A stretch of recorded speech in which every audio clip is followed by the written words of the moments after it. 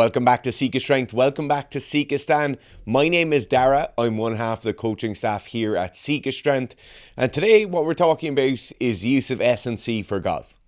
So I think if you're anyway involved with golf, if you play it as a pastime at the weekend, or if you're very seriously competing, in the last 15, 20 years, you've probably noticed a massive uptick in the amount of strength and power work that golfers are doing.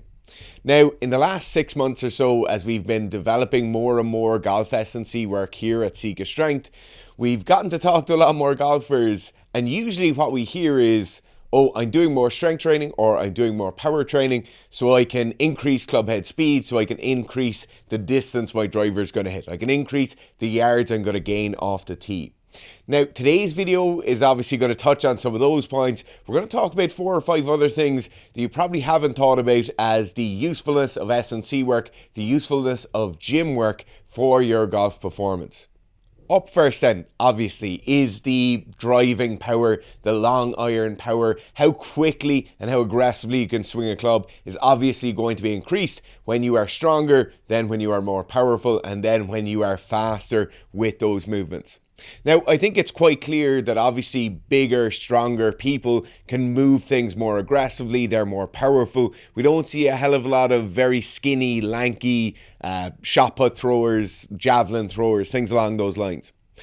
But when we look at club head speed, there are some very important factors that just go beyond maximal 1RM strength. So the first thing here, obviously, is just having the strength within the system, the ability to produce force, put force through the floor with your 2 legs is clear, right? Everyone knows that. So then bigger squats, bigger deadlifts, bigger power cleans are all going to make a difference.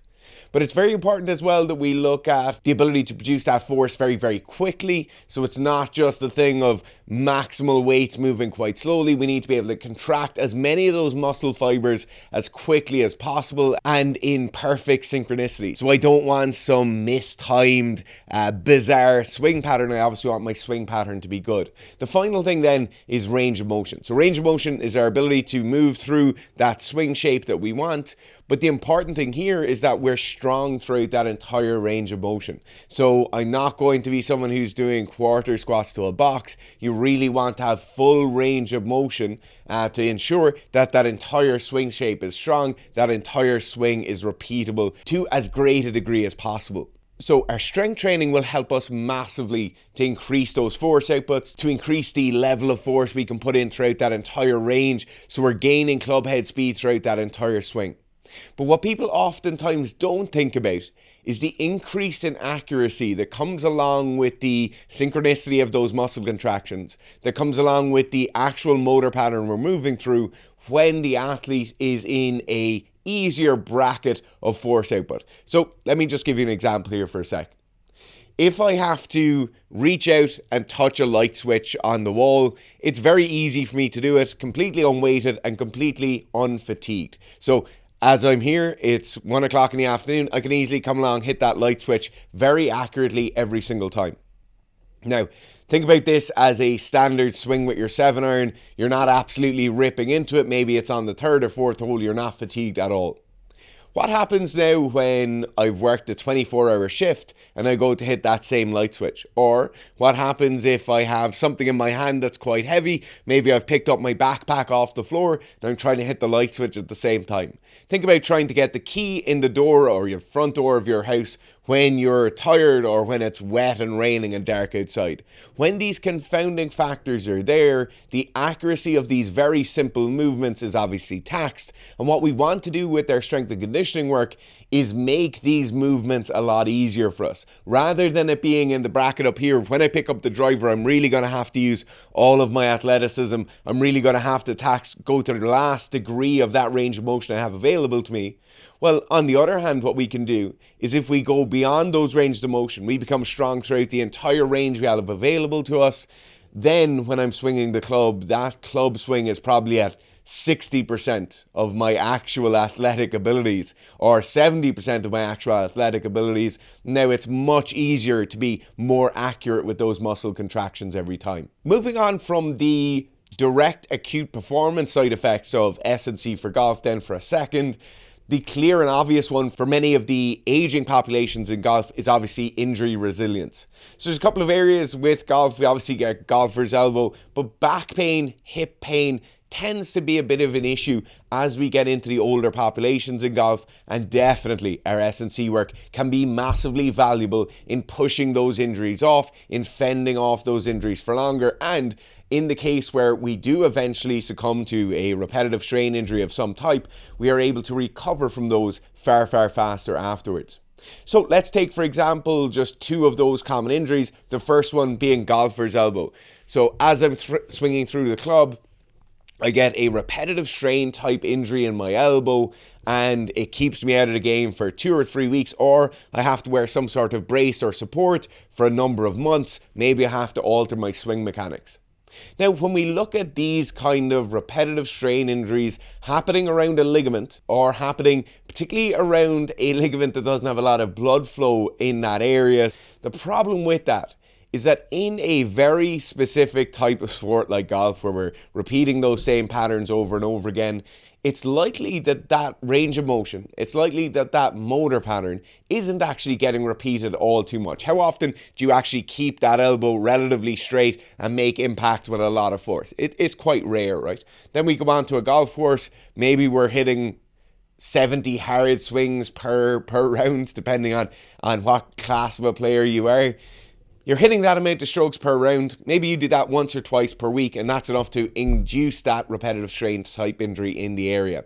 Now, the problem in many cases is that if I am to continue to play golf, not do any of my rehab work, I basically just get one incredibly strong stimulus into that injured area once or twice per week, and then I don't ever really have that increased blood flow that we need. I never get those corrective style rehab exercises done. And so when we're looking at our strength and conditioning work, then if we start building some valuable muscle mass around the elbow, if we start making sure that elbow is healthy, that elbow is receiving a lot of blood flow every single day, those joints are becoming warmed up far easier, then I suddenly start getting less of those incidences of repetitive strain injury, and thus hopefully being able to play golf more often and have more enjoyable outcomes following on from that. Now, the second case I mentioned obviously was lower back hip style injuries, right? So lower back, obviously in golf, we have a lot of rotation going on. We're loading up the hips, we're loading up the upper body, and then trying to produce as much club head speed as possible in many cases. Now, when we look at those styles of injuries, oftentimes what's happening is due to a restriction in the range of motion we have available to us. We start seeing people moving different areas of the body almost independently of one another, and instead of being a well coordinated system that's working to build tension, then release that tension as smoothly as we possibly can, we instead get segregated, almost oppositional motor patterns, and then suddenly we get those weaker or those connecting parts rearing their heads with some of these styles of injuries. So imagine I don't have a great range of motion in my legs, or maybe my back is quite weak. So when I go through my backswing, it's quite hard for me to actually get my hips to move effectively. Then as I'm loading up, I'm just putting a lot of load through my trunk or my torso. And then that lower back is really experiencing a lot of that torsional work that it mightn't be quite prepared for. Now, a standard S&C program of any type is going to help you here. Even standing up and sitting down into a chair multiple more times per day than you usually would help a lot with that. Also, just a slightly better physical capacity is going to help you here. So going out for those longer walks, going for a jog, doing a standard bike row ski class, any of that is going to really help you here. But obviously, the more pointed and specific we'll get with the S&C work, the better the outcomes we will have. Next then, we have an area that's seldom talked about, and that is concentration levels throughout the round. So if you're playing 9 holes or if you're playing 18 holes, as you go through the round, you'll probably have somewhat of an inverted U shape on your concentration levels. When you start off, maybe you didn't warm up quite well, maybe you're just getting into the flow of it, maybe you hopped out of the carriage straight after finishing work. In those cases, concentration levels are rarely great, and it will usually take you a number of holes before you're really in the swing of it. Now, what better S&C work will do for you is allow that physical side of the game to be far, far easier, and thus the cognitive load is far lower. So if we're going through that round and everything is a bit tight, you're just struggling with the movements a small bit more, the cognitive load is going to be much higher. Obviously, there can be elements of frustration and things like that come into it as well, but we will have far greater levels of concentration far later in the round when you're in better shape. Finally then, and this is one that really is important but rarely people admit to it being important, is that having some sort of structured S&C work, structured around a sporting outcome where we have clear milestones that we want to hit, clear outcomes we want to get from it, we tend to stick to those exercise programs far, far better. So I think everyone understands you should be going and doing some gym work. You should be trying to be in as best a shape as possible or as maintainable a shape as possible. But when we don't have a direct sporting outcome or a direct measurable outcome that we want to be working towards, it can be quite difficult to stick to those programs and to be motivated in those programs. Now, the great thing with S&C for golf is it can tend to be very, very general. We don't really need to be doing super specific body type alterations. We don't really need to be chasing super specific numbers for squatting, for broad jumps, for 400 meter run times. We want to be generally making the athlete more athletic. We want to generally be improving the motor patterns of the athlete. And so we can slowly bring all the boats up, whether that be aerobic, anaerobic conditioning, whether that be max end strength, speed strength, whatever it is.